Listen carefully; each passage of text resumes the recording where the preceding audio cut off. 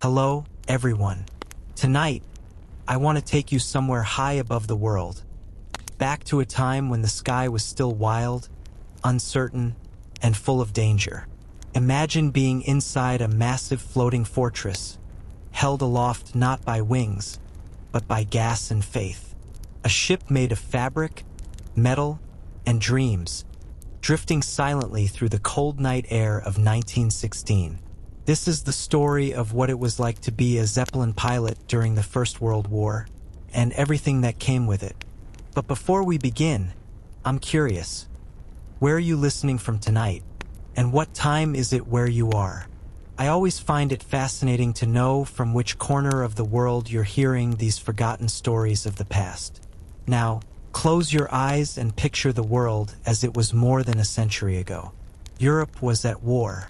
The front lines stretched endlessly across muddy fields, but above them, something new was being born, a war of the air. And among the first to rule those new skies were the men of the Zeppelins. Captain Friedrich Adler was one of them. He was 32 years old when he first climbed aboard LZ-87, a German Navy airship longer than 2 city blocks. To command such a craft was both an honor and a curse.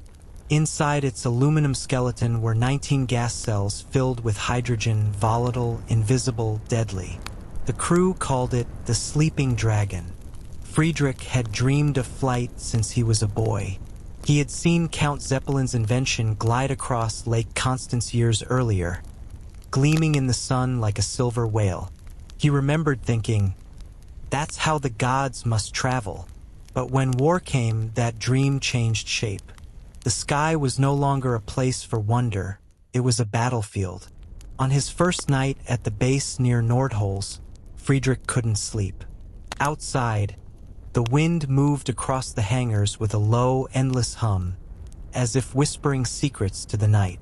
Inside the sleeping quarters, the air smelled of oil, canvas, and cold metal. Men spoke in low voices, trying to laugh, trying to pretend they weren't afraid of what tomorrow might bring. Flying a Zeppelin wasn't like flying a plane. There was no rush of wind, no quick ascent. It was slow, deliberate, an act of patience and calculation. The captain didn't just command a ship. He commanded a floating ecosystem. The engines had to stay balanced, the gas pressure monitored, the ballast adjusted by hand. Every man had a role. Every mistake could mean fire. When Friedrich stood in the control gondola for the first time, he saw the world from a height few had ever experienced. The sun was setting behind the North Sea, staining the horizon with deep orange light. The engines rumbled steadily below. Beneath them, the earth seemed distant and harmless. But he knew that soon, they would glide over enemy territory, where searchlights would hunt them and shells would tear through the sky. The officers briefed the crew. "Remember, the hydrogen is our life and our death. No smoking, no sparks. Even static from your boots could end us all." Friedrich nodded, his jaw tight. He had seen what a burning Zeppelin looked like. A drifting inferno, a falling star that screamed. Still, there was something magnetic about it all, the danger, the silence, the view. High above the world, the Zeppelin was both a weapon and a miracle. From that altitude, you could see the curvature of the earth. The clouds stretched endlessly like a frozen sea, and sometimes, in the quiet between the engines, you could almost forget there was a war at all. Friedrich often thought about that contradiction. How strange that something so peaceful could bring so much destruction. Down below, the trenches were chaos and mud. Up here, it was just wind and sky. He wondered if the men below ever looked up and saw the faint shadow of his airship gliding across the moon, and if they knew what it carried. That night, before their first mission, Friedrich stood alone outside the hangar. The massive frame of LZ-87 loomed before him, silent and motionless, its silver skin reflecting the lanterns around the field. The stars above were sharp and cold. He thought of home, of his wife, of the small house by the river, of the promise he made to return. He placed his gloved hand on the hull of the Zeppelin, feeling the faint give of the fabric beneath his fingers. "You'll keep us safe, won't you?" he whispered. The air was still. Somewhere, a night bird called. And in that moment, with the war waiting just beyond the horizon, Captain Friedrich Adler took a deep breath and stepped into the sky. Long before Captain Friedrich Adler ever felt the cold wind on his face above enemy trenches, there was a fascination with conquering the skies, a fascination that stretched back decades into the era of fragile engines and ambitious inventors. Europe, at the turn of the century, was captivated by the idea that man could rise above the earth not just as a bird, but as a giant. And among the most ambitious of these pioneers was Count Ferdinand von Zeppelin, a man whose vision would shape the destiny of the sky forever. Friedrich, as a boy in Stuttgart, had wandered through fairs and exhibitions where the first experimental airships were displayed.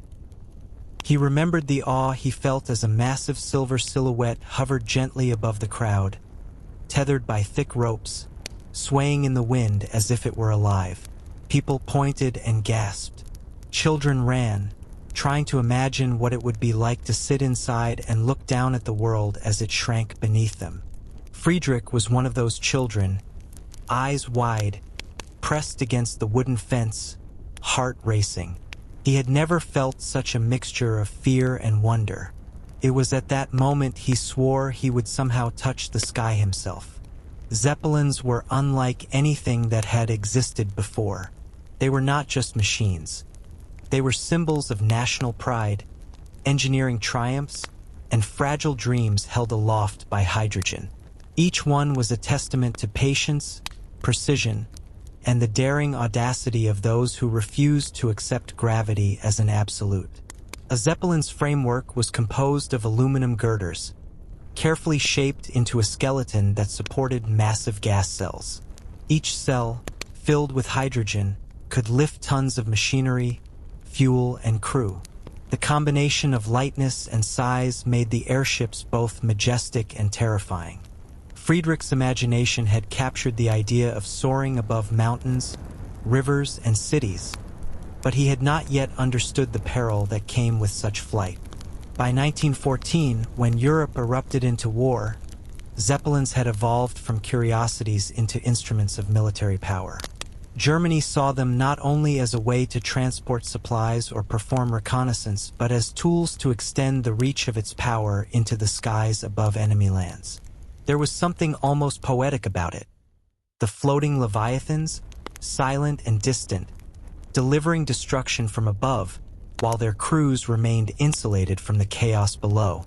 Friedrich, now a young officer in training, found himself standing in the shadow of these massive airships, realizing that childhood wonder had collided with the grim reality of war.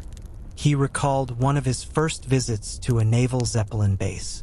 The hangar was immense, larger than any building he had ever entered. The air smelled faintly of oil, wax, and gas, and the silence was profound, broken only by the occasional clatter of tools or the low hum of engines being tested.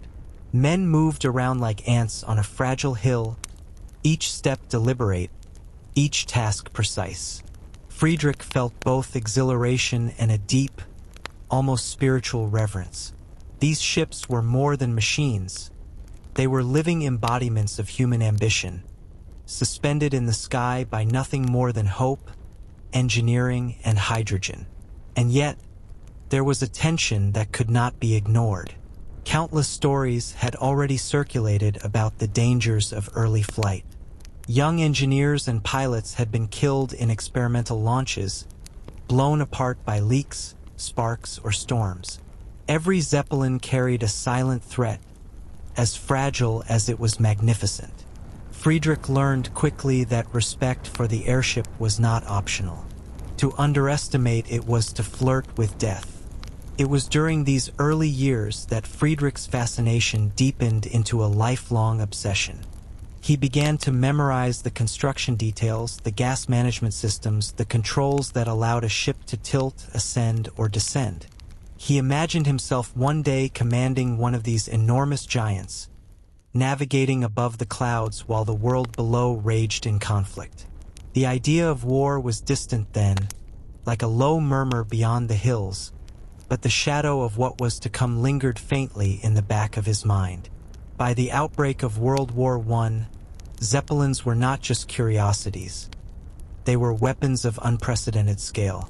Friedrich, now an adult, saw the transformation firsthand. He watched engineers and crews prepare ships for missions that carried both strategic importance and unimaginable risk. Hydrogen, so delicate and volatile, could as easily lift them into the heavens as it could turn them into fiery specters falling from the sky. And still, he felt a thrill that was impossible to suppress. A sense that he was participating in something monumental, a chapter of history that would echo long after the war had ended. From those early days of wonder to the grim reality of military service, Friedrich's life had become inextricably tied to these floating giants. They were his duty, his obsession, and eventually, the stage upon which he would confront fear, death, and the strange serenity of drifting above the world in silence. And as he prepared for his first mission aboard LZ-87, he carried with him not only the lessons of engineering and strategy, but also the lingering memory of that young boy, pressed against a fence, staring in awe at a silver shape in the sky, dreaming of flight.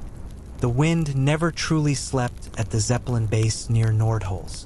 Even in the quietest hours, it whispered through the hangars, rattling the canvas and metal like a restless spirit. For young officers like Friedrich Adler, that wind was a constant companion, a reminder that the sky demanded respect before it offered freedom. Training to become a Zeppelin pilot was not simply a matter of learning controls and reading instruments. It was a test of patience, precision, and endurance, a slow molding of body and mind to meet the strange, fragile demands of flight. From the first morning, Friedrich and his fellow cadets were taught to move as if the air itself were alive. Every step had to be careful, every gesture deliberate. The airship's interior was a labyrinth of narrow corridors, ladders, and engine rooms, where a single misstep could send tools clattering across fragile surfaces or worse. Friedrich learned to measure everything by eye and touch, the tension in a rope, the weight of ballast bags, the subtle give of the gas cells above. He practiced over and over, handling charts, calculating altitudes, and imagining maneuvers that could save the ship or condemn it. Engineers oversaw every drill with meticulous eyes. They demanded more than obedience. They demanded intuition. Friedrich would spend hours in the engine room, memorizing the hum and pitch of the massive engines. Each cylinder had a voice, and a seasoned officer could hear the difference between normal operation and the beginnings of disaster. A small hiss could mean a leak. A faint thrum could indicate imbalance. Friedrich learned to listen as much as he looked, to feel as much as he calculated. Navigation was another trial entirely. There were no GPS satellites, no radar to guide them. Only maps, compasses, barometers, and the stars. On long nights, Friedrich would spend hours plotting courses on charts, calculating drift, wind speeds, and fuel consumption. They practiced emergency maneuvers, forced descents, gas redistribution, and rapid ballast adjustments. Each drill was designed to force the officer to act with precision, under pressure, without hesitation. Mistakes were unforgiving in a craft of such size and fragility. Beyond technical skills, training demanded endurance. Sleep was a luxury, often interrupted by alarms, drills, or sudden orders. The cadets ate quickly, often in cold, cramped mess halls, where the smell of fried potatoes and oil mixed with the ever-present scent of canvas and gas. Hygiene was sparse. The men slept in hammocks that swung gently as if testing their balance even when the ship was moored. Friedrich learned to ignore discomfort, to treat every ache or chill as part of the ritual of preparation. Yet it was not all mechanical. The instructors emphasized the psychological weight of command. Friedrich was taught that fear, if controlled, could become a tool rather than a hindrance. The sky could be merciless. Storms, enemy fire, or mechanical failure could strike without warning. A pilot had to maintain calm, project authority, and inspire confidence in the crew, even while their own hands shook with tension. Some lessons were learned the hard way. Cadets who underestimated the hydrogen's volatility were shown examples in hushed tones. Stories of young officers whose carelessness had ended in fire, flames climbing into the sky, leaving nothing but a scorched skeleton. Those tales, shared in low voices over dim lantern light, haunted Friedrich, etching into him a reverence for the airship that bordered on the sacred. Friendships, however, blossomed amid the tension. Cadets relied on each other, shared whispered jokes during long nights, and traded small comforts. A warm cup of tea, a story from home, a careful adjustment of a fellow cadet's harness. These bonds, formed in the shadow of potential disaster, became as important as any manual or drill. For a Zeppelin officer, the crew was not just a team. They were a lifeline suspended in the sky. Friedrich's training also involved observation from above, even before actual missions. They were lifted gently into the air by tethered ships, learning the feeling of height, wind, and the slow, deliberate motion of the craft. At first, it was terrifying, the earth falling away, the sense of helplessness. But gradually, Friedrich began to feel a strange serenity. The world seemed both distant and intimate. Fields stretched like patchwork quilts. Rivers glinted like silver threads. Forests appeared as miniature landscapes. From above, war and worry seemed smaller, more manageable. Yet he knew it was only a fleeting illusion. By the end of the training period, Friedrich was no longer just a boy who had dreamed of flying. He was a man forged in the quiet, meticulous rhythms of the Zeppelin's world, patient, alert, and endlessly aware of both the beauty and the peril of the sky. Every lesson, every early morning drill, every calculation, every whispered caution had prepared him for the reality that awaited beyond the hangar doors. Beyond the fields and forests, beyond the clouds, lay a sky that demanded respect, a battlefield suspended in silence, and the fragile promise of flight in an age defined by destruction. And yet, for all the discipline and danger, there remained a small, stubborn thrill, an ineffable sense of freedom that only those who had touched the sky could understand. Friedrich often whispered to himself in the quiet hours, "Soon, I will see it all for real. Soon, I will be truly free above the world." Stepping aboard a Zeppelin for the first time was like entering another world, a suspended city of metal, fabric, and human ambition. Friedrich Adler remembered the moment vividly. The gangway creaked underfoot, the soft hum of engines vibrating through the hull, and the faint smell of gas mingling with oil and polished wood. The ship stretched far above him, a silver leviathan that seemed both impossibly delicate and unshakably immense. Every surface, every rope, every metal beam carried a weight of purpose, a promise of both wonder and danger.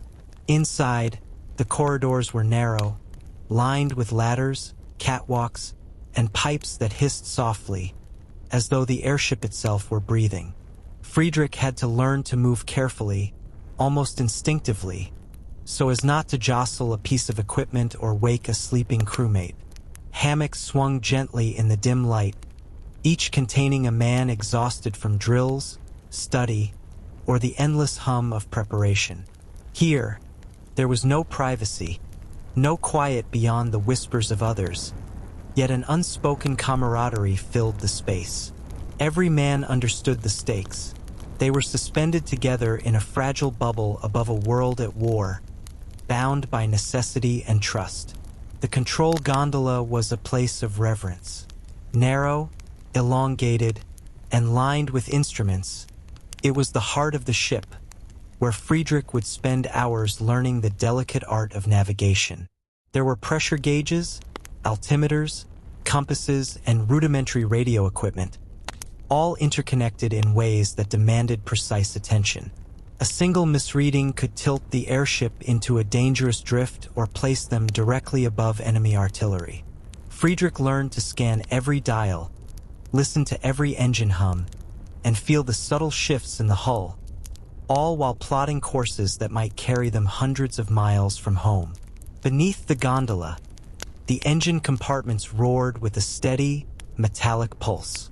Friedrich would descend narrow ladders to inspect the massive Daimler engines, each cylinder a small, vibrating universe of pistons and fuel.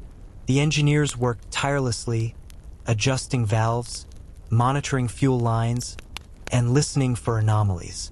Every sound was a clue. Every vibration told a story.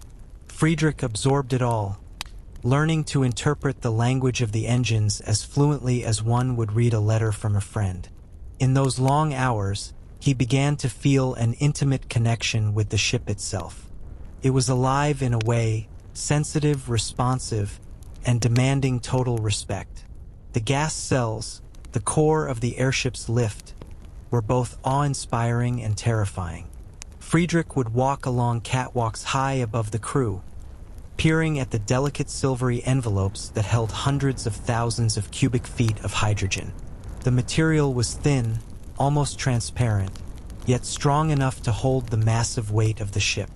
And yet, a single spark could turn it into a roaring fireball, a nightmare that had claimed too many lives already. Friedrich learned to treat the gas cells with reverence, never touching, never stepping carelessly, always aware of the invisible danger that hovered over them like a ghost. Beyond the machinery, there was the human element. The cook, who managed a small stove to prepare meals in cramped quarters. The navigator, who plotted their course through night skies. The lookouts, who watched the horizon for enemy aircraft or the distant glimmer of searchlights. Each man had a role that was crucial to survival, and Friedrich, as captain, was the invisible thread that held it all together. Leadership aboard a Zeppelin was subtle and constant, an unending balance of technical knowledge, observation, and quiet authority. Yet, despite the constant awareness of risk, there were moments of striking beauty. Friedrich recalled the first sunrise he witnessed from the observation deck, a soft, golden glow spilling across the clouds below, turning the sky into a palette of molten colors. From thousands of feet above the earth, war seemed both distant and surreal.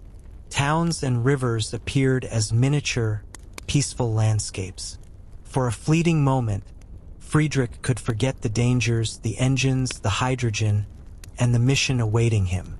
It was a strange serenity, a reminder of why he had chosen this life. For the sheer, impossible beauty of flight. Even routine inspections became rituals. Friedrich would pace the length of the gondola, checking instruments, consulting maps, and listening to the rhythm of the engines. He would glance at the sleeping crew, then up to the silvery sky through the small windows, feeling the vibration of the ship, the pull of the wind, and the quiet, persistent hum that seemed to connect every part of the Leviathan together. There was no room for distraction, yet he often found himself lost in the thought of the sky itself, imagining what lay beyond the clouds, beyond the enemy lines, beyond the fragile bubble in which they drifted. And then there was the silence. In the moments between engine roars and duty calls, when the ship floated high above the earth and the wind brushed against its skin, Friedrich felt a strange, almost spiritual quiet.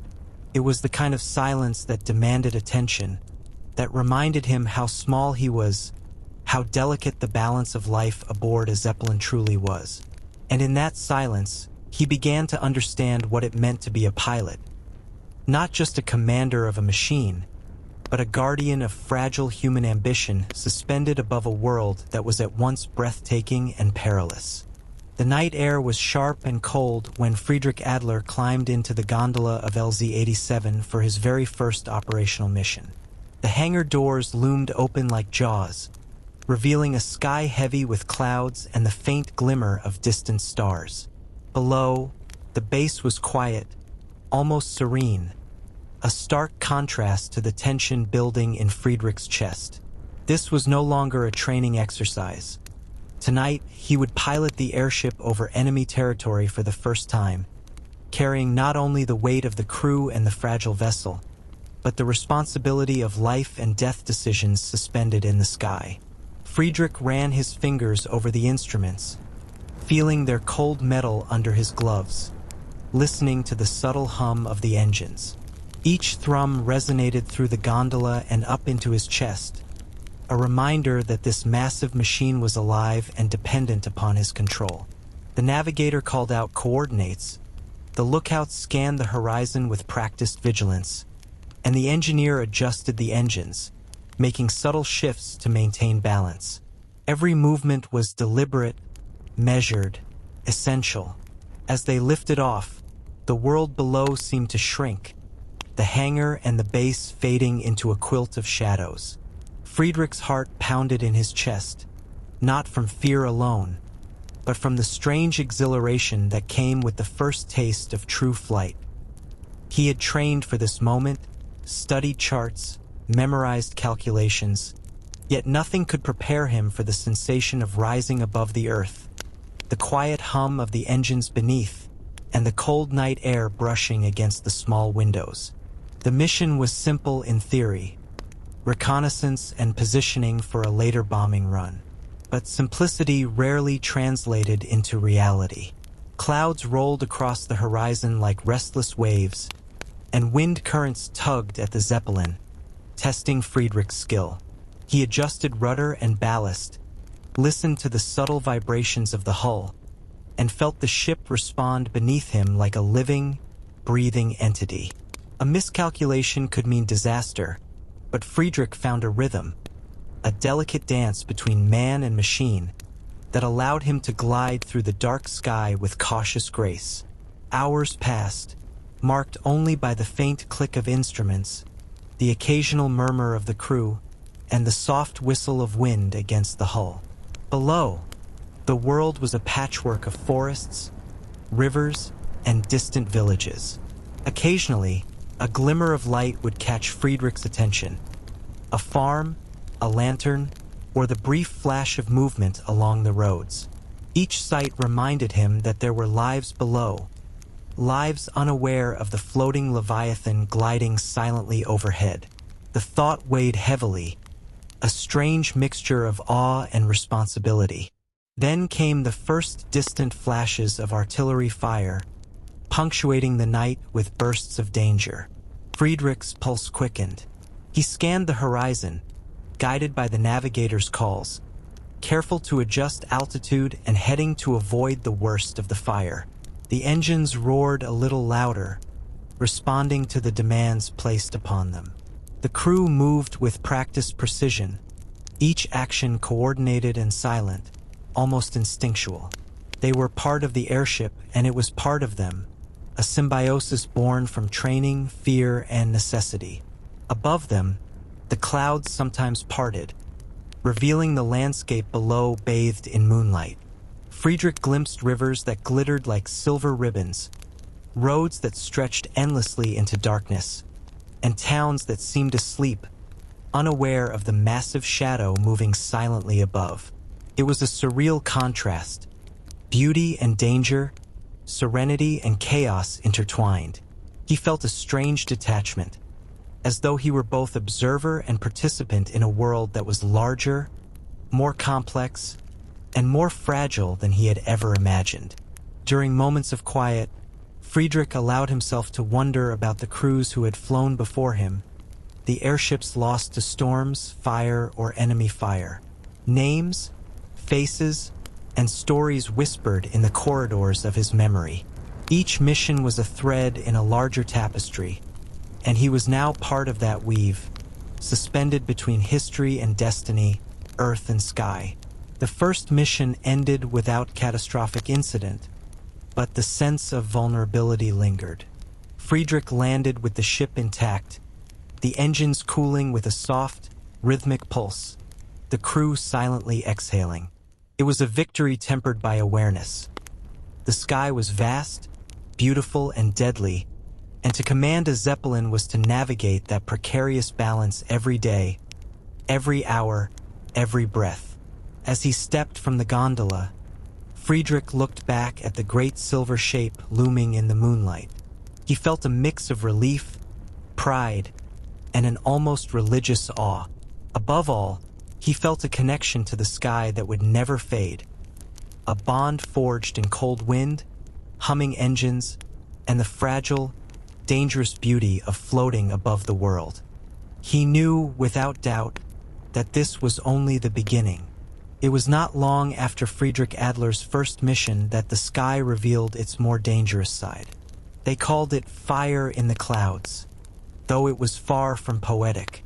The first encounter with enemy anti-aircraft artillery was a lesson in fragility, a brutal reminder that beauty and death often shared the same horizon. The night air had been calm, almost deceptive in its serenity, when the distant flashes first illuminated the dark fabric of the sky. Friedrich felt a tightening in his chest as the searchlights below began to sweep across the clouds. The beams were precise, cutting through the darkness, hunting for the silver shape that drifted silently above the world. He adjusted the controls carefully, tilting the ship to minimize exposure while balancing the engines, the gas pressure, and the fragile weight of the vessel. Every adjustment mattered. A single error could tear the Zeppelin apart or send it tumbling toward the earth. The first shells exploded somewhere beneath them, shaking the gondola with a muffled, distant rumble. Friedrich's eyes widened as the flash reflected off the aluminum framework, each moment a stark reminder of the danger surrounding them. The crew moved silently, each man performing his task with careful precision. The engineer monitored the engines, listening for signs of strain, while the lookouts called out positions, directions, and distance from the nearest bursts. The ship seemed almost alive, trembling under the pressure of fire, yet responding obediently to Friedrich's commands. There was a strange, hypnotic quality to the danger. Friedrich could see the bursts of flame below, the sparks scattering like fireflies, and yet the airship moved with a graceful lethargy, a floating leviathan evading destruction. Time stretched unnaturally. Minutes felt like hours. Each second carried weight, each breath a conscious choice to remain calm while chaos unfolded beneath them. Friedrich understood in those moments that piloting a Zeppelin was not merely about skill. It was about endurance, about maintaining composure in the face of overwhelming vulnerability. He recalled the stories the instructors had whispered during training. Airships lost to storms, to stray sparks, to enemy fire, sometimes without a trace. Now, experiencing it firsthand, the tales no longer seemed abstract. Every flare of light, every distant explosion, carried the potential for catastrophe. Hydrogen, that invisible, silent force that allowed them to float, could turn instantly into flame. One stray spark, one punctured cell, and the entire Leviathan would ignite, turning into a falling star that burned across the sky. The crew had rehearsed these moments countless times, yet rehearsal could never fully prepare them. Friedrich had to think ahead, anticipate movements, read the behavior of the ship, and coordinate silently with men who were equally tense. Orders were spoken in low tones, almost swallowed by the wind, yet every word carried the weight of life and death. Ballast was shifted, engines adjusted, and the ship tilted gently in response. Above, the clouds acted as both cover and threat, hiding them from some eyes while reflecting the light of enemy guns in unpredictable bursts. Hours seemed to stretch endlessly as they maneuvered through the threat. Friedrich found himself aware of every sound: the soft creak of a support beam, the faint hiss of gas, the subtle change in engine vibration. He could feel the wind pressing against the hull, pulling at ropes and rigging, testing their strength. At one point, a shell passed dangerously close, tearing a small strip of canvas and sending a shower of sparks across the framework. The crew tensed, then relaxed once Friedrich stabilized the ship. Their silent exchange of glances conveyed understanding, relief, and the shared terror of survival. Yet, even amidst the danger, there was beauty. The flashes of fire illuminated the clouds, casting fleeting patterns of silver and gold across the sky.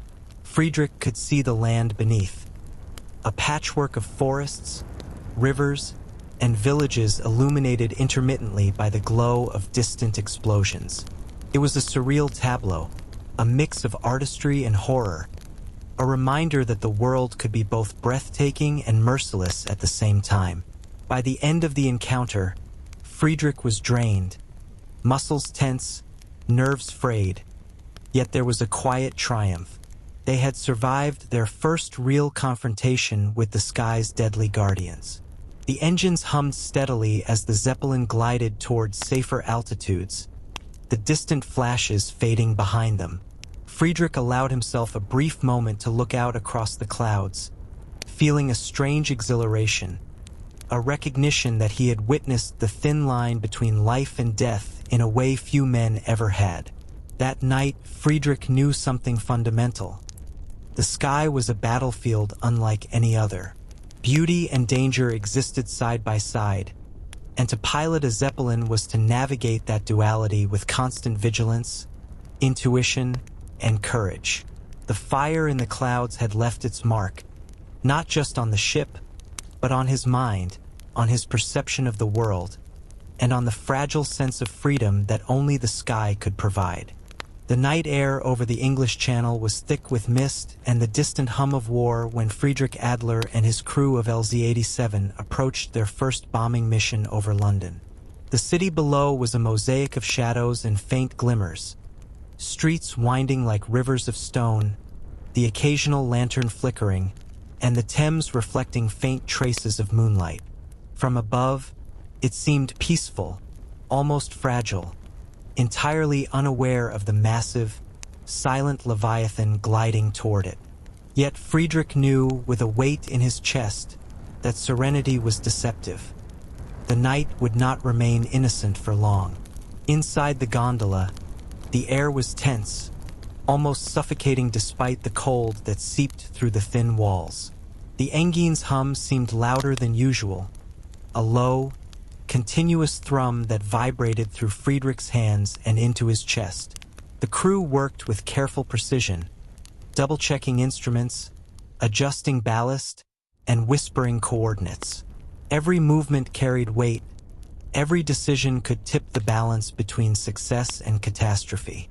Friedrich felt the familiar mix of exhilaration and fear, the thrill of flight intertwined with the knowledge that any mistake could ignite the hydrogen cells, sending them plummeting to the earth.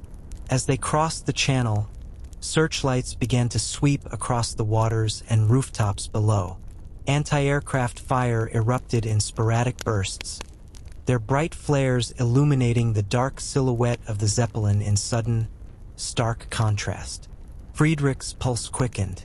He adjusted rudder and engines, carefully tilting the ship to evade detection. The massive craft responded with the deliberate grace of a creature aware of its own fragility. Below, the artillery shells painted the clouds with flashes of orange and red, a dangerous, hypnotic rhythm that seemed to dance across the night sky. The navigator called out positions in low tones, marking streets, bridges, and industrial areas for targeting. Friedrich listened, heart hammering, as the bombardier prepared the payload. The bombs themselves were small compared to the ship, yet devastating in their purpose, and the act of releasing them carried a strange, surreal weight. The crew moved as one, silent and disciplined, a living extension of the airship, while the captain balanced the demands of machinery, wind, and human lives. From the observation deck, Friedrich could see London's sprawling urban landscape. He noted the patterns of streets, the clusters of houses, the dark river winding through the heart of the city. It was a surreal contrast. The beauty of human construction, perfectly ordered from above, juxtaposed with the violence they were about to unleash. For a moment, Friedrich felt a flicker of hesitation, a moral weight pressing against the trained routines of the mission. But duty and the cold logic of war pushed those thoughts aside. The Zeppelin's survival depended on focus, on precision, and on trust in each other. The bombs fell silently at first, gravity doing the work that hands could not. Then came distant explosions, muffled yet undeniable, sending tremors through the gondola.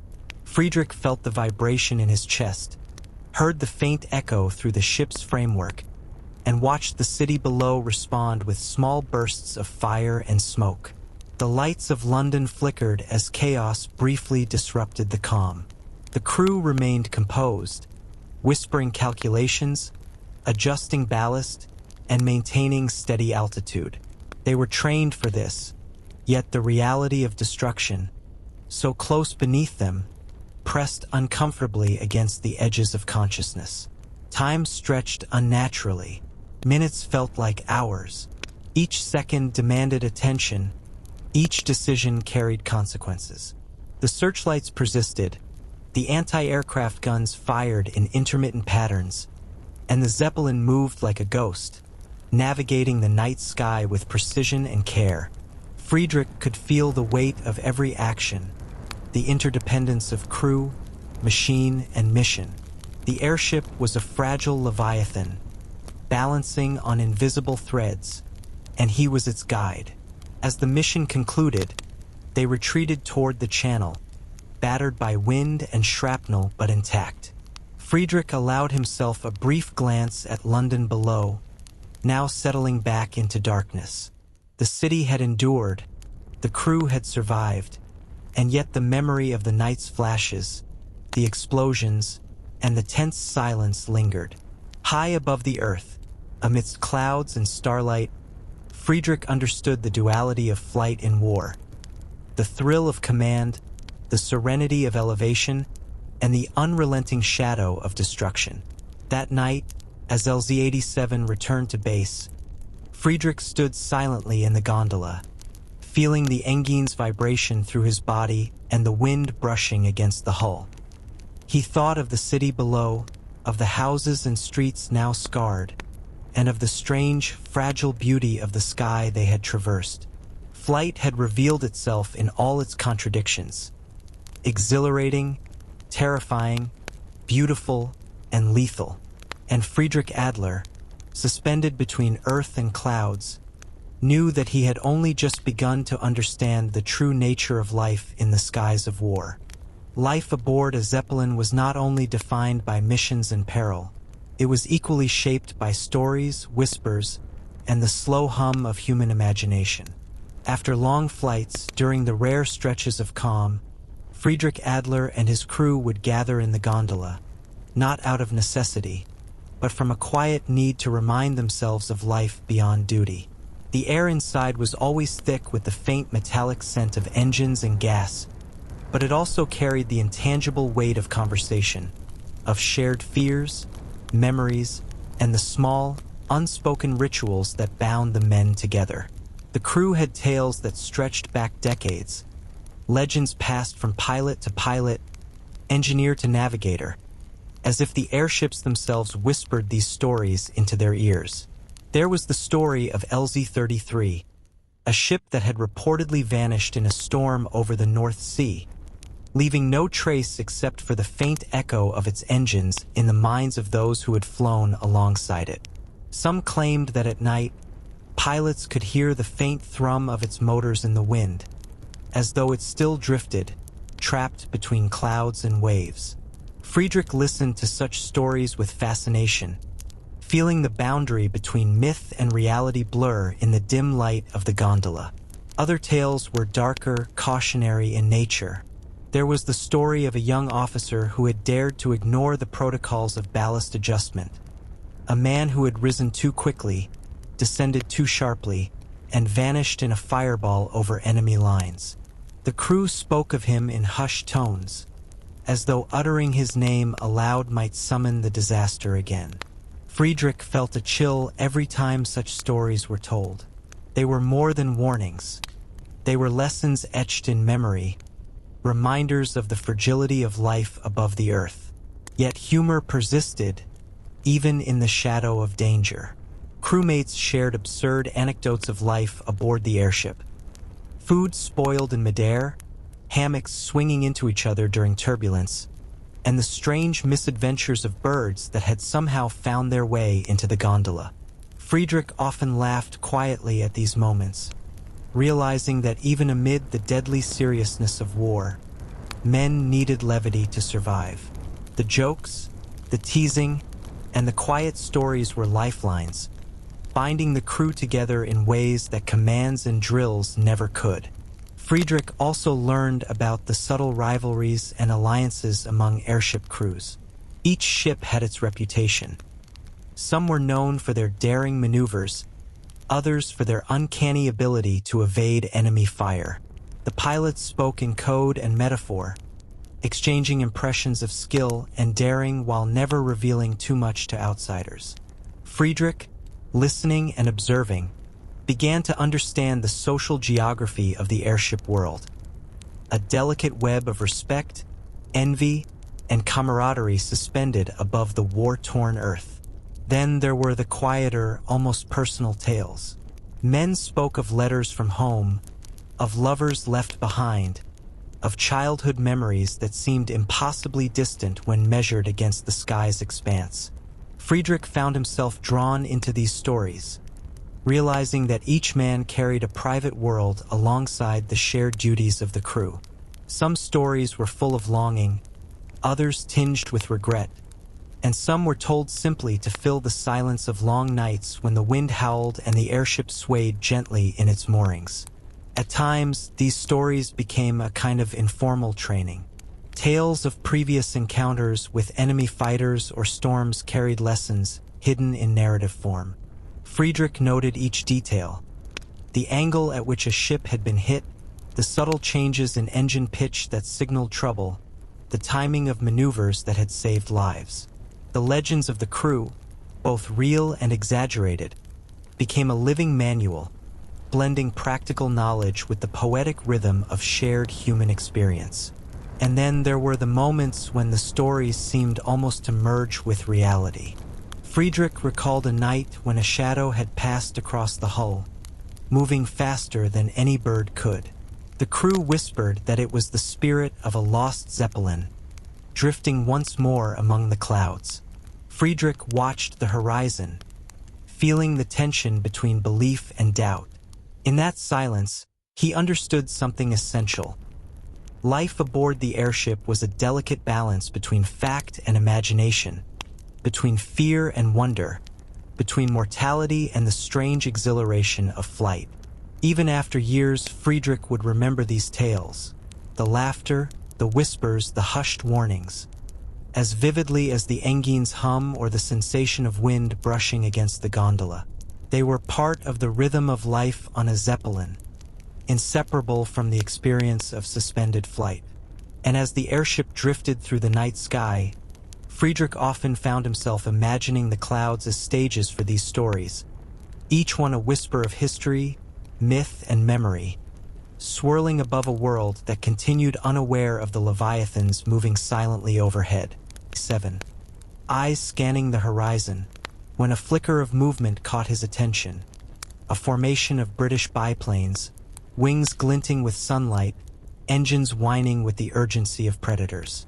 The first reaction was disbelief, followed by a cold, creeping awareness of vulnerability. The Zeppelin, massive and majestic, moved like a floating cathedral, but in the eyes of these smaller, faster machines, it was prey. Friedrich's hands tightened around the controls, instinctively adjusting rudder and engines, feeling the delicate shift of weight in the gondola, the subtle resistance of air against the hull. Every second counted.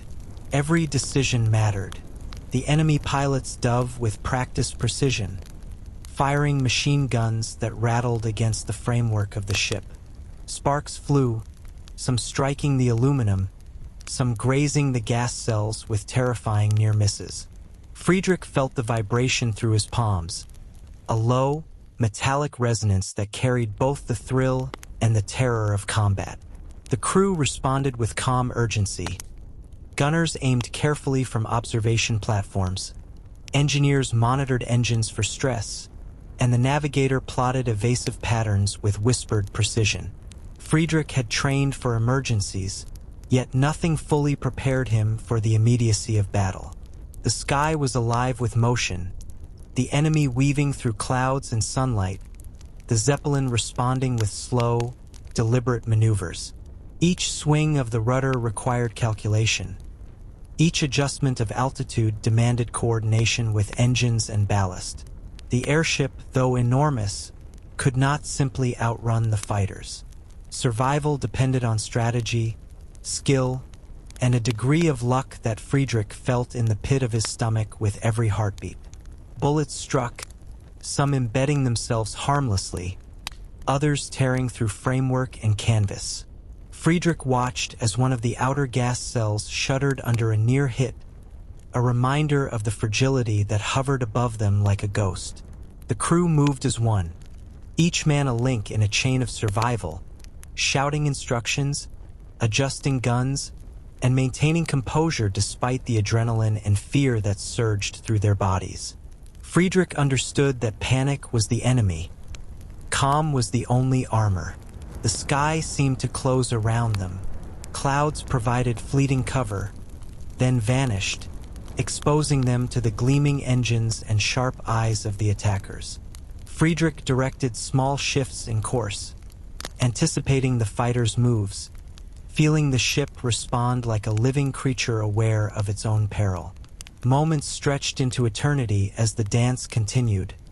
Predator and prey in a ballet suspended thousands of feet above the earth. Amidst the chaos, Friedrich noticed small details that would have escaped him in peace.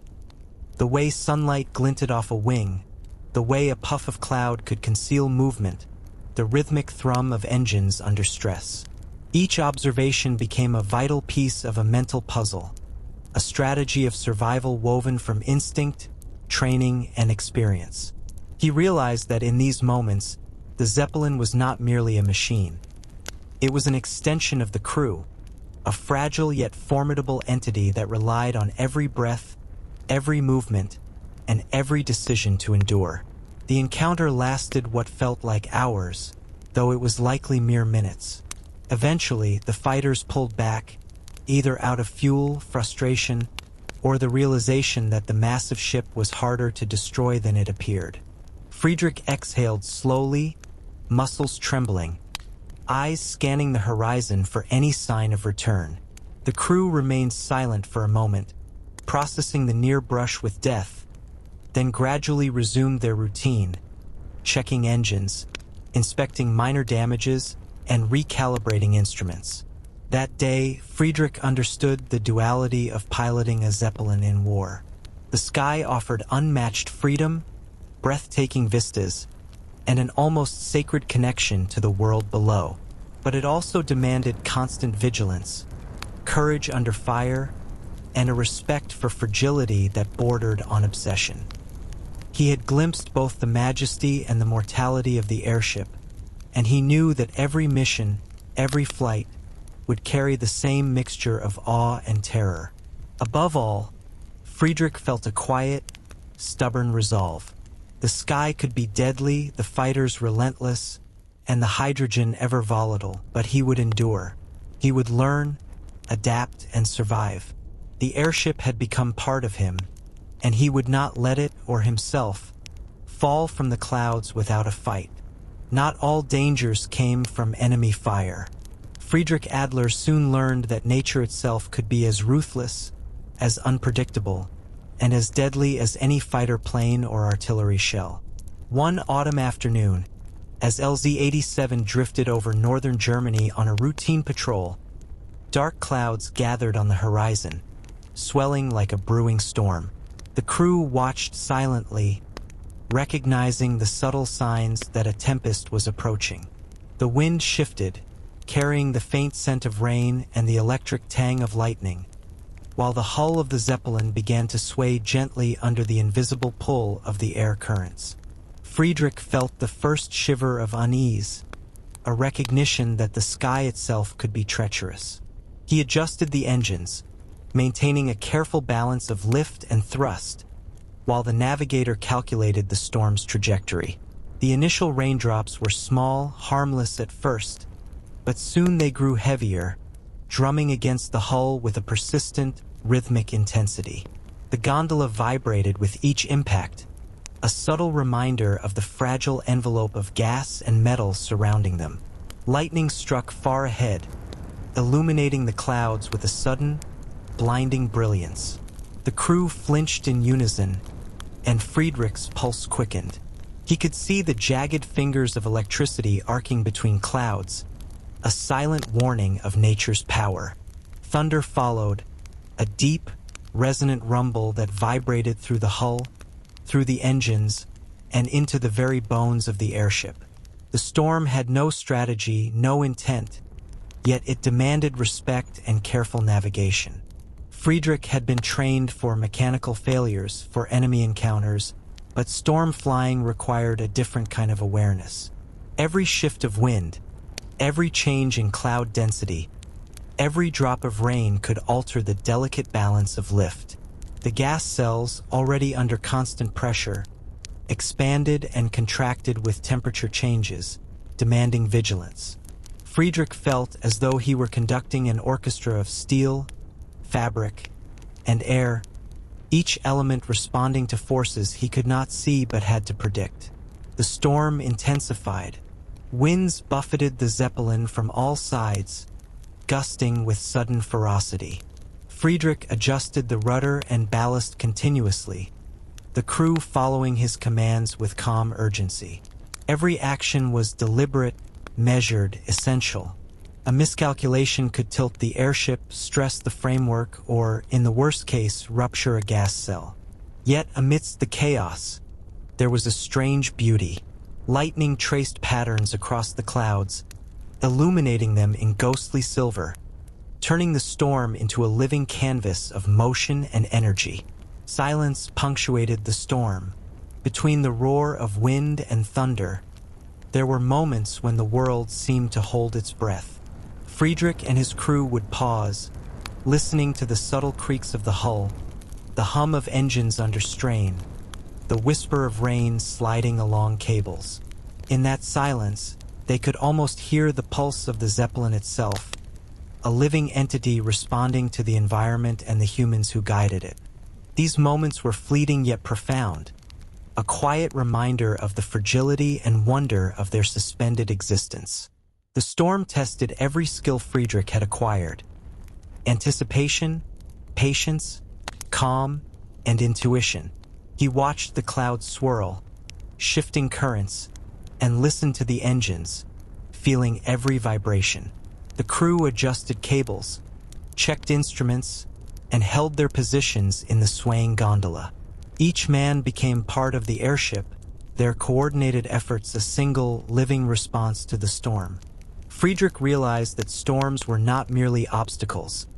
They were teachers, revealing weaknesses, strengths, and the limits of human ingenuity. Hours passed, the storm finally abating as abruptly as it had arrived. Friedrich exhaled slowly, muscles tight from tension, eyes scanning the clouds that now drifted peacefully around them. The landscape below reappeared, muted and wet, rivers swollen from rain, forests glistening under the soft light of the fading sun. There was relief, yes, but also a profound respect for the sky's power and unpredictability. From that day on, Friedrich approached every mission with a deeper understanding of the environment. Enemy fighters, artillery, and the hazards of combat were only part of the challenge. Nature itself was a formidable adversary, one that demanded respect, skill, and unwavering attention. The storm had left its mark on Friedrich's mind, a silent lesson woven into the rhythm of flight. Above the earth, suspended between clouds and wind, every decision mattered, and every second was a delicate negotiation with forces far beyond human control. Even after months of flights, Friedrich Adler felt the shadow of unseen danger lingering above every horizon. Among the crew, there were always whispers of lost Zeppelins, massive airships that had vanished without a trace, leaving nothing but rumors and the faint echo of engines in the minds of those who remained. One evening, as the sun dipped below the horizon and the sky turned a deep, muted orange, Friedrich listened once more to these tales, realizing that the sky held mysteries far stranger than enemy fire or storms. The first story was simple, almost mundane. A reconnaissance Zeppelin that had left the base on a routine patrol and never returned. No signal, no distress message, no wreckage. Just gone. Some said the airship had flown into a rare atmospheric current, carried far beyond sight, a ghost of fabric and metal drifting silently over the continent. Others whispered of more sinister fates, hydrogen fires that consumed the vessel instantly, enemy traps that went unnoticed until it was too late. Friedrich felt a shiver run through him, the stories threading uneasily with his own experiences of vulnerability in the sky. What made these tales particularly haunting was the vagueness. There were no eyewitness accounts, only fragments, logbook entries, half-erased messages, the occasional diary of a crew member who returned alone, muttering of shadows and clouds that seemed alive. Friedrich realized that in the thin, cold air of high altitudes, imagination intertwined with reality. The sky, always vast and silent, became a canvas for stories, each whisper amplified by distance and darkness. One of the more persistent legends concerned LZ-42, a ship that allegedly disappeared in fog over the North Sea. Sailors claimed to see its silhouette on misty mornings, hovering impossibly above the water, then vanishing as if swallowed by the horizon. Friedrich found the notion both terrifying and oddly mesmerizing. Could it be possible, he wondered, for a Zeppelin to survive in solitude, drifting silently, forgotten by time yet sustained by some improbable balance? He imagined the crew, unaware of the years passing below, suspended between clouds and waves, caught in an eternal flight. The crew themselves spoke with a mixture of fear and reverence. Old gunners recounted encounters with strange lights at night, glowing faintly among clouds, believed to be remnants of lost ships. Engineers speculated about uncharted currents and sudden temperature shifts that could lift or collapse a Zeppelin without warning. Friedrich listened, absorbing the tension, realizing that these stories were as much about the unknown as they were about survival. They were mental exercises, preparing the mind for the sudden, unexplainable dangers that could appear above the familiar terrain. Even Friedrich, rational and trained, began to feel the unsettling influence of these tales. On quiet nights, when the engines hummed steadily and the airship drifted above sleeping towns, he would glance at distant clouds, half expecting to see a shadowy silhouette gliding silently alongside them. Each unexpected wind gust or subtle vibration carried a hint of menace, a reminder that the sky could hide more than just natural obstacles.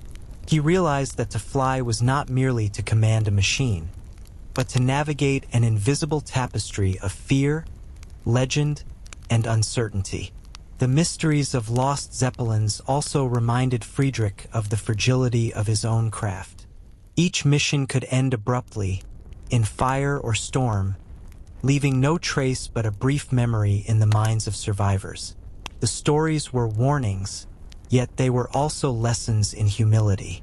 No matter how skilled, how prepared, or how disciplined, a pilot and his crew were always at the mercy of forces beyond their control. Forces that included the elements, human error, and perhaps something stranger, lingering in the clouds. That night, as Friedrich watched the fading sunset through the small windows of the gondola, he understood a new dimension of life aboard the Zeppelin. Survival was intertwined with mystery. The sky was not only a battlefield or a highway, It was a realm of unknowns, a theater where logic met legend, and where every flight carried the possibility of wonder, danger, and unexplained phenomena. The tales of lost Zeppelins were more than stories. They were a lens through which the crew viewed the fragility and unpredictability of their suspended existence, and Friedrich felt a quiet, persistent awe for the world in which he now lived. In the days that followed, he began to see the sky differently. Clouds were no longer mere obstacles or scenery. They were landscapes of potential, hiding dangers and secrets alike. The lost Zeppelins were not just warnings.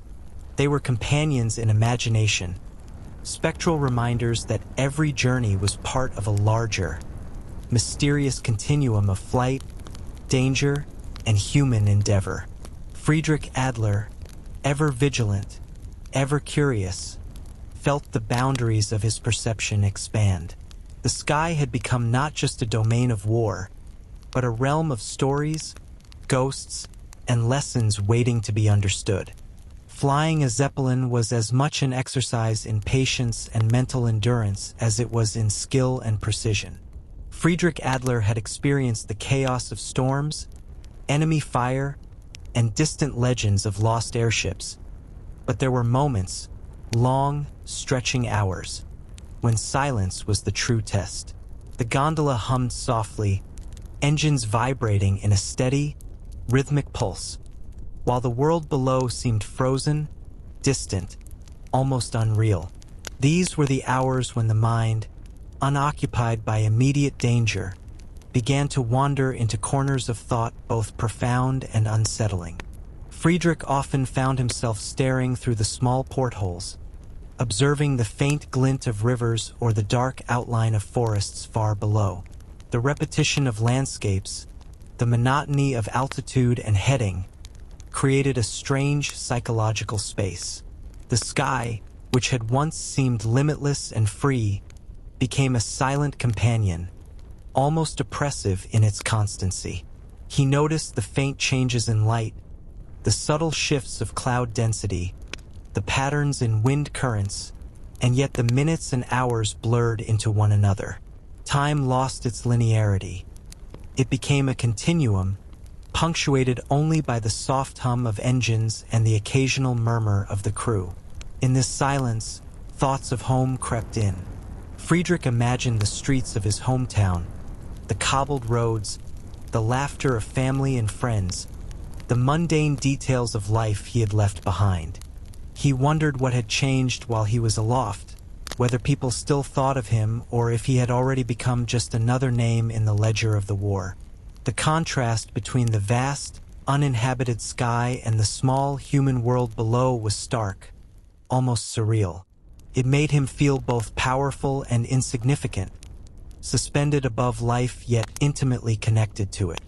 The crew, too, adapted to these long hours. They moved silently, performing routine checks, adjusting ballast, or quietly tending to instruments. Conversations were rare, limited to necessary instructions, leaving an expansive quiet in which imagination, fear, and reflection flourished. Friedrich realized that these silences were a double-edged sword. They allowed the mind to process, to anticipate, to reflect, but they also amplified anxiety, uncertainty, and the faint echoes of past losses. Sometimes the quiet brought unexpected sensations. A shift in wind could feel like a jolt through the hull. A minor vibration could become a source of heightened awareness. Every creak of the framework, every whisper of air against metal, seemed magnified, carrying hidden meanings or imagined threats. Friedrich learned to interpret these subtle cues, to distinguish between harmless anomalies and potential danger. His senses became finely tuned, almost painfully sensitive to the Zeppelin's responses and the invisible forces acting upon it. During these hours, Friedrich often pondered the paradox of the airship itself. Here was a massive vessel, a marvel of engineering, yet it was fragile, suspended by gas and fabric, vulnerable to fire, wind, and enemy intervention. It was a floating paradox. Immense yet delicate, powerful yet at the mercy of natural and human forces. Flying it required constant vigilance, but surviving it demanded a patient, almost meditative state of mind, an understanding that danger was ever present, yet not always immediate. There were also moments of strange beauty. Sunrise over a distant horizon, a thin veil of mist clinging to the ground, or the quiet reflection of stars on a calm river. All reminders of the world's continuity despite war and human folly. Friedrich often allowed himself to linger in these observations, drawing a quiet strength from the sky's constancy, the ordered patterns of clouds, and the rhythmic hum of engines. The silence was not empty. It was a canvas upon which the mind painted memories, reflections, and subtle insights about life, mortality, and duty. By the end of these long flights, Friedrich understood that silence was as much a part of his training as storms or enemy encounters. It forged resilience, sharpened perception, and deepened the connection between pilot, crew, and machine. Every quiet hour became a lesson in patience, awareness, and the quiet courage required to navigate both the air and the mind. The long hours of silence were not merely intervals between action. They were an essential rhythm, a heartbeat of existence in the fragile, suspended world of the Zeppelin. And as Friedrich descended at last, returning to base with the engines cooling in gentle, rhythmic pulses, he carried with him the subtle imprint of silence, a reminder that the sky tested not only skill and bravery but also patience, reflection, and the quiet endurance of the human spirit. Hydrogen, the very element that allowed LZ-87 to soar above the clouds, was both miracle and menace. Friedrich Adler had long understood that it was volatile, but it was only after months of flying that the full, almost invisible threat became painfully real. The gondola smelled faintly of oil, metal, and the slight tang of hydrogen, a scent easily ignored yet ever present, a silent warning of the fragile balance sustaining their existence. Every cell, every seam of fabric, every hiss of gas reminded him that one careless spark, one slight rupture, could turn the airship into a blazing inferno. Friedrich had witnessed minor incidents before: small leaks, the hiss of escaping gas, sparks that hissed along the aluminum framework. But each incident, no matter how contained, left an indelible impression.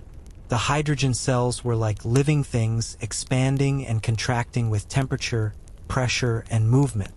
Pilots had to account for their behavior constantly, adjusting ballast, controlling altitude, and managing the engines in subtle ways that required intuition as much as technical skill. It was a constant negotiation between power and fragility, freedom and lethal constraint. The crew had strict protocols for handling hydrogen. Static electricity could ignite it. Open flames were forbidden. Even electrical instruments had to be managed with extreme caution. Friedrich remembered one night when a minor fault in a gauge caused a small spark.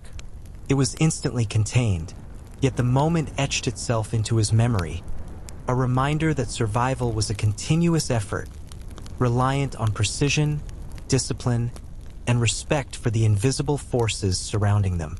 He realized that unlike bullets or bombs, hydrogen was a threat that could strike silently, without warning, leaving no chance for reaction. As he became more experienced, Friedrich noticed how hydrogen influenced every aspect of life on the airship.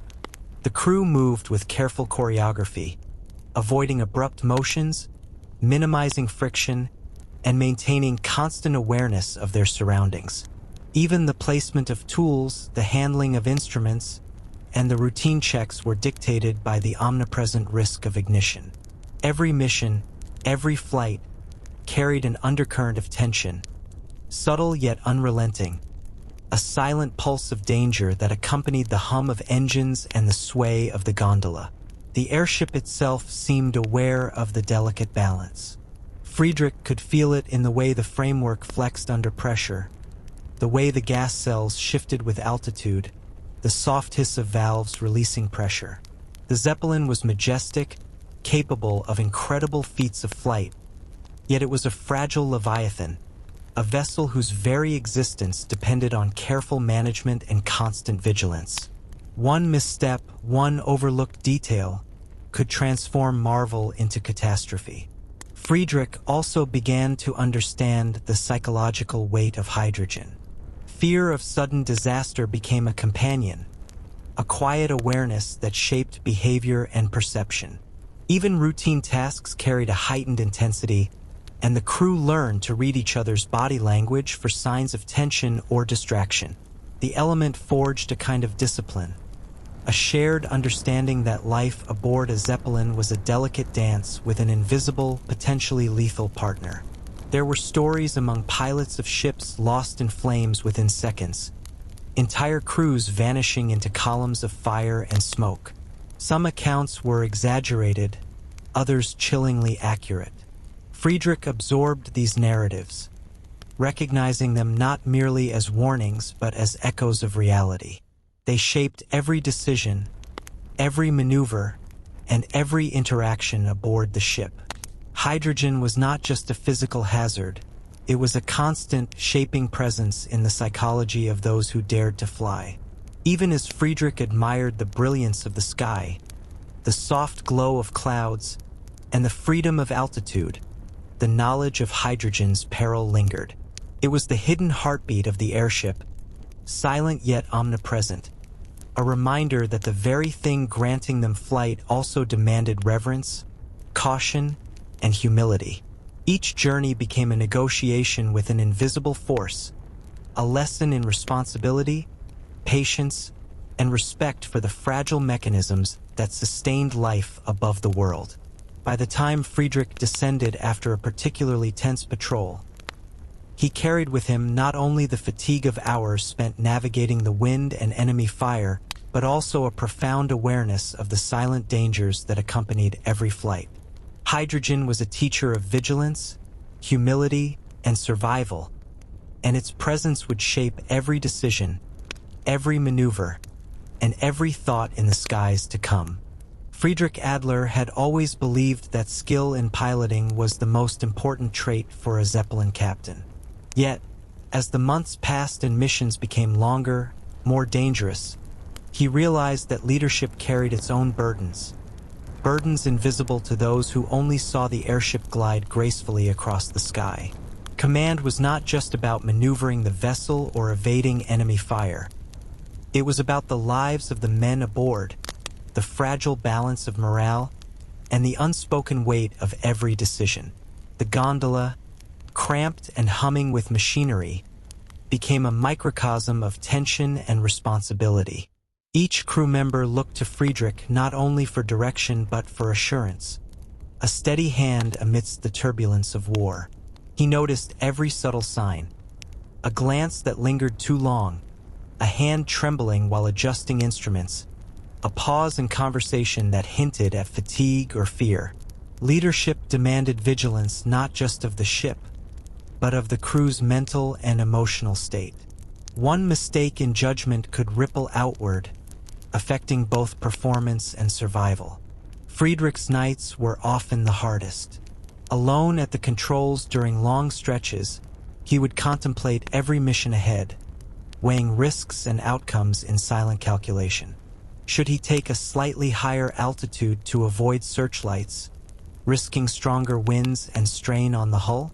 Should he adjust speed to match the crew's endurance, even if it increased exposure to enemy fighters? Each choice carried consequences, some visible, others hidden, and Friedrich understood that he alone bore responsibility for the results. The pressure was compounded by the uncertainty of war. Intelligence was incomplete, reconnaissance limited, and enemy movements unpredictable. Friedrich frequently faced moments where the best decision was unclear, where both options carried significant risk. He had learned to trust experience and intuition, but even these could not eliminate the persistent undercurrent of doubt. Leadership was an exercise in controlled anxiety, a careful balance between decisiveness and humility. Beyond tactics and survival, Friedrich grappled with the moral dimension of command. He had witnessed the destruction caused by their bombs, the devastation below, and the fear in the eyes of his crew during enemy engagements. While necessity dictated action, he could not ignore the human cost of his decisions. There were nights when he stared at the horizon, imagining the lives touched or ended by missions, and wondered if his duty to country justified the suffering wrought from above. The weight of morality pressed quietly, invisibly, upon every decision. Communication with the crew was equally delicate. Orders had to be precise, yet delivered with a tone that maintained calm. Friedrich learned to sense when a man needed reassurance versus a firm command. Small gestures, a nod, a brief acknowledgement, or a shared joke could defuse tension and reinforce trust. Leadership was as much about psychology as engineering, about guiding human responses as skillfully as the controls of the Zeppelin itself. Friedrich also faced the isolation of command. While the crew interacted among themselves, he carried a solitary awareness, the knowledge that ultimate responsibility rested on his shoulders. In moments of calm, he sometimes questioned his ability, feared errors, and doubted his judgment.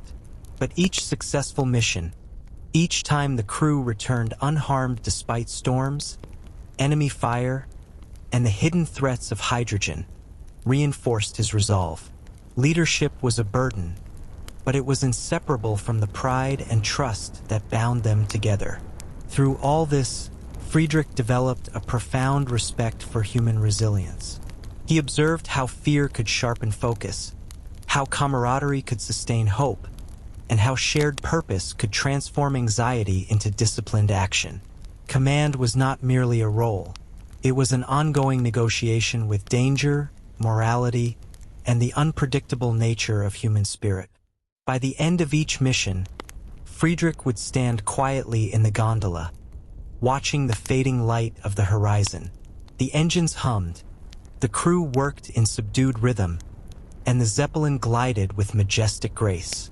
In these moments, he understood the full weight of his position. To guide, to protect, to decide. Leadership was never simple.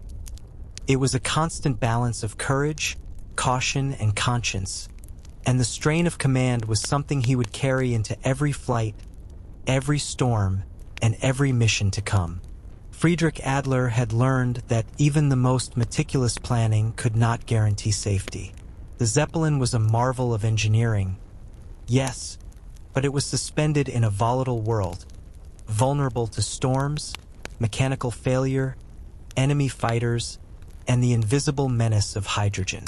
Over time, he experienced the terrifying clarity of near disasters, the moments when instinct overtook thought and survival became immediate, unyielding, and absolute.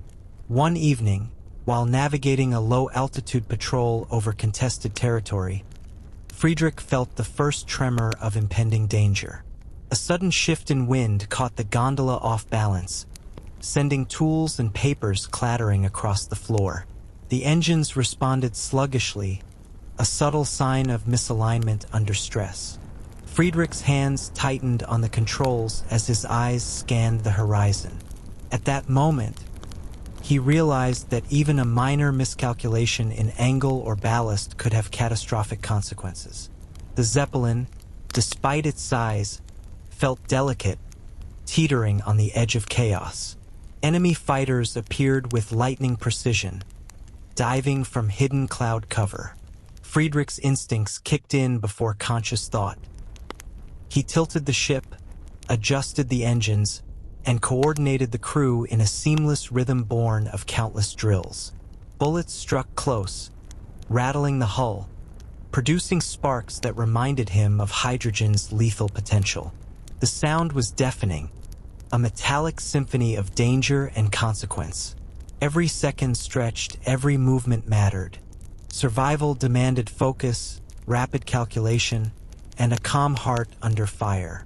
During another mission, Friedrich faced a mechanical crisis that tested both his skills and nerve. A minor fuel leak threatened to ignite, forcing him to weigh options. Descend to reduce pressure, risking exposure to enemy observation, or attempt to repair mid-flight, risking sparks near volatile gas cells. His decision had to be instantaneous. Years of training, experience, and intuition coalesced as he acted with precision, directing the crew to contain the leak while maintaining altitude. The moment passed, but the adrenaline lingered, a stark reminder of the fine line between life and disaster. These incidents revealed a deeper truth. Survival aboard a Zeppelin required more than technical skill. It demanded a combination of alertness, instinct, and psychological resilience. Friedrich observed his crew, noting how fear sharpened some reactions while paralyzing others. Leadership meant recognizing these differences and guiding responses to maintain cohesion. Panic was the enemy. Composure was the lifeline. In those moments, the Zeppelin was more than a machine. It was an extension of the crew, alive to every command, adjustment, and movement. Close calls also heightened Friedrich's awareness of the unpredictable elements of flight. Wind patterns, temperature shifts, and the subtle vibrations of the hull became vital sources of information. A sudden whistle of air, a barely perceptible shudder, could indicate an approaching storm or a structural stress. He learned to trust these sensations, integrating instinct with knowledge, intuition with observation. Every flight honed these skills, each near-miss sharpening his capacity to anticipate danger. Yet, there was an almost paradoxical exhilaration in these encounters. The immediacy of life and death, the intense focus demanded by crisis, brought clarity to the chaos. Friedrich understood that survival was not merely escaping danger, it was mastering it, moving with the currents of risk, and emerging with a heightened awareness of both fragility and capability. Each near disaster left a lingering respect for the power of circumstance, the uncertainty of the skies, and the fragile miracle of continued existence.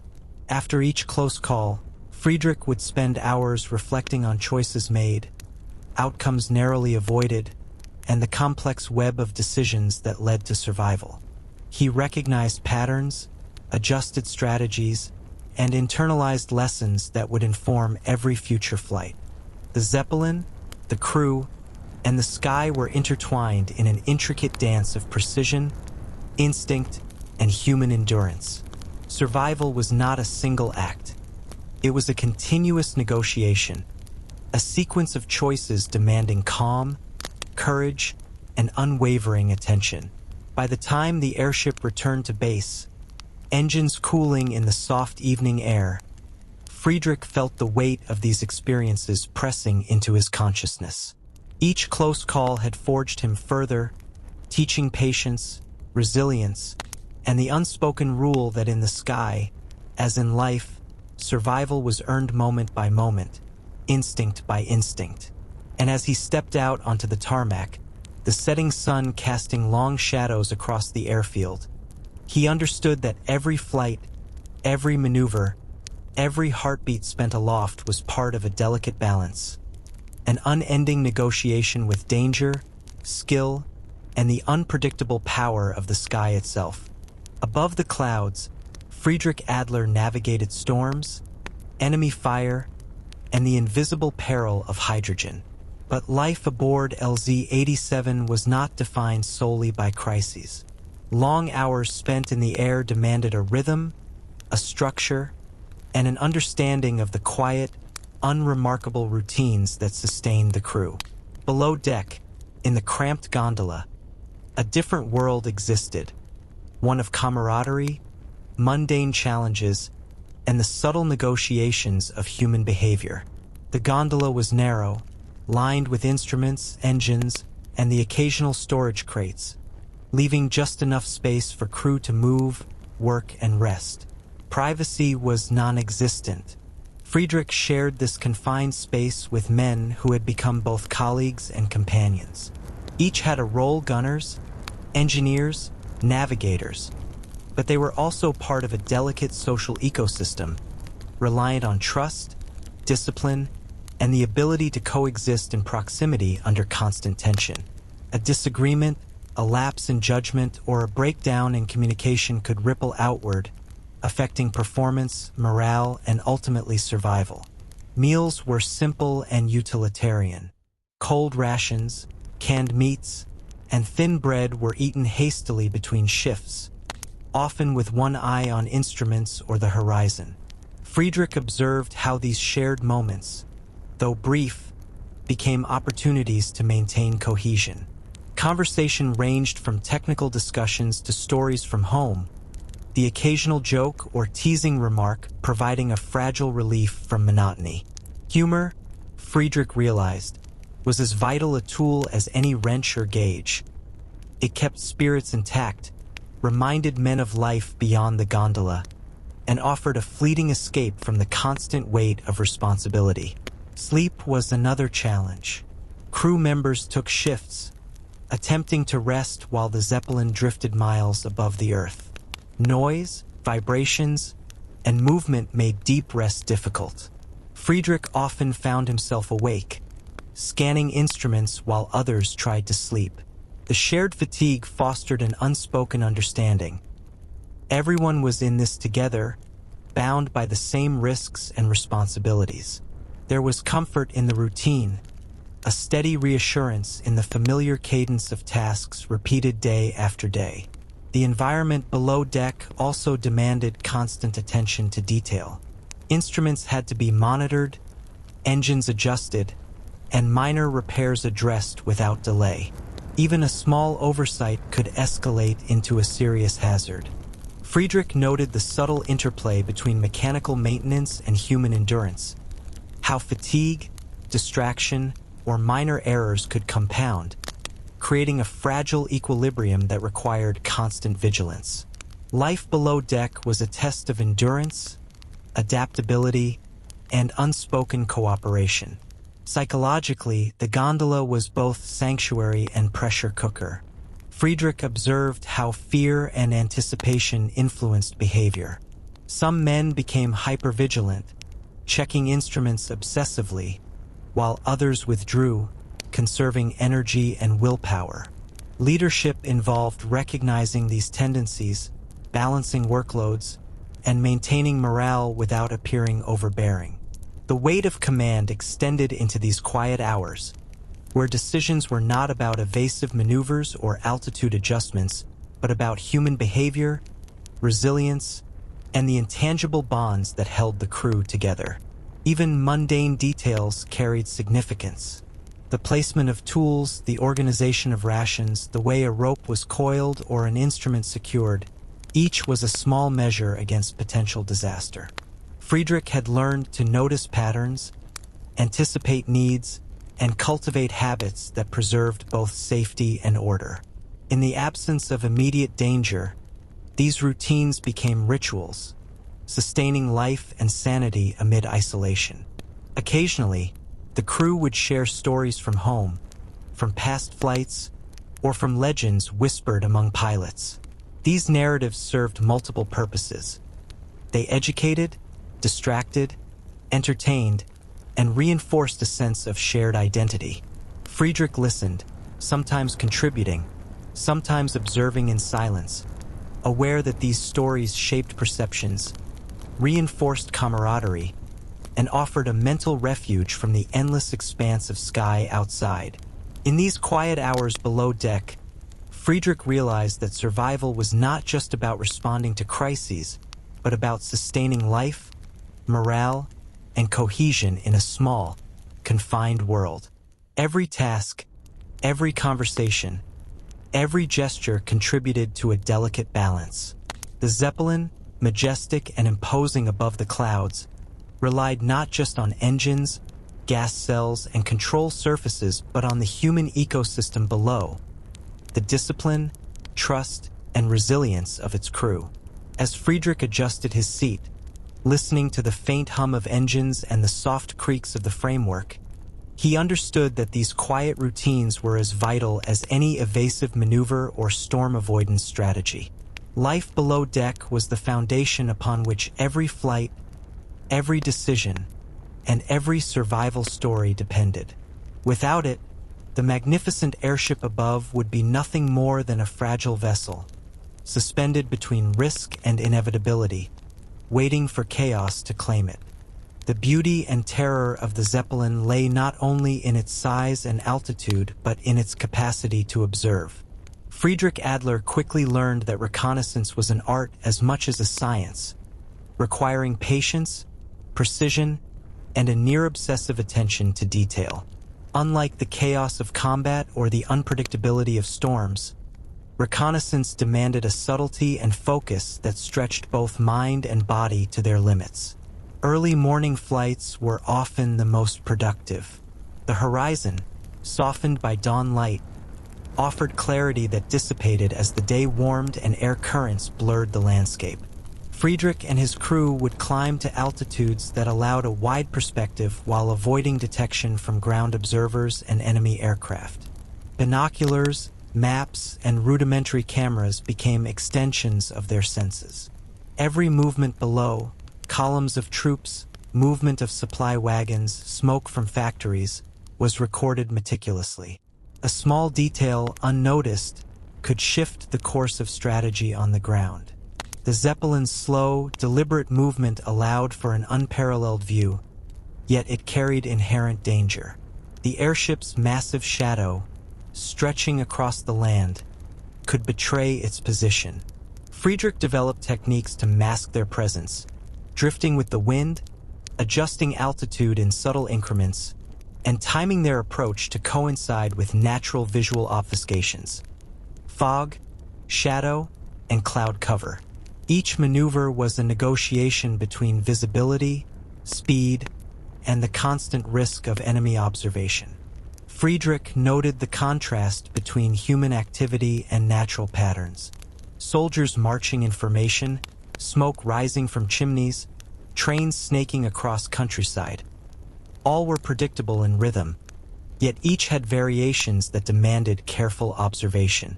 He kept detailed notes, sketching movements, marking deviations, and predicting patterns. These sketches became invaluable to commanders below, informing decisions that could save or endanger thousands. In the sky, Friedrich realized he was both witness and interpreter, translating the Earth's movements into actionable intelligence. Yet reconnaissance was not merely mechanical observation. It required intuition, judgment, and an understanding of enemy behavior. Friedrich learned to anticipate concealment, camouflage, and deception. Fields appeared undisturbed, yet careful study revealed hidden artillery positions. Smoke from a distant village betrayed a temporary supply depot. The movement of small figures suggested reconnaissance of their own. Every subtle cue became part of a complex mental map, a living puzzle that demanded constant attention. Long hours of observation taxed both body and mind. Crew members took turns scanning the horizon, shifting positions to avoid fatigue, yet maintaining continuity in reporting. Even minor lapses could result in missed intelligence, potentially altering the outcome of operations. Friedrich found that his mind sharpened with repetition, that patterns emerged, and that small discrepancies in landscape or movement often carried the greatest significance. Observation became a rhythm, a mental exercise in anticipation, patience, and focus. Reconnaissance flights also heightened the sense of isolation. Below, the world continued, oblivious to the massive airship drifting silently above. Soldiers marched, trains ran, and towns went about their routines, unaware of the Zeppelin's watchful presence. Friedrich felt a duality in these flights. He was both detached observer and participant in a war that unfolded beneath him. The distance offered perspective but also imposed responsibility. The information gathered was useless without careful analysis and timely communication. The element of uncertainty always lingered. Clouds could obscure targets, sudden shifts in wind could reveal their position, and enemy scouts might intercept their movements. Friedrich had to weigh risk against reward constantly, making decisions that balanced the airship's safety with the value of intelligence. Every observation, every maneuver, was a decision with consequences. In those moments, he understood that reconnaissance was not merely a task. It was a high-stakes exercise in judgment, patience, and courage. By the end of each mission, Friedrich would compile notes, sketches, and reports, translating hours of observation into meaningful intelligence. He reflected on the intricate dance of observation, discretion, and interpretation, aware that their efforts had far-reaching implications.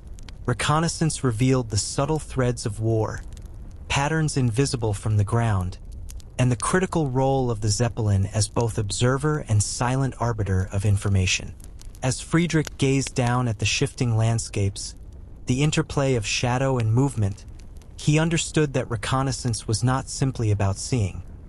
It was about understanding, anticipating, and acting wisely upon knowledge. Every flight reinforced the delicate balance between vigilance, patience, and insight, a balance that would shape not only the outcome of missions but the very survival of those aloft.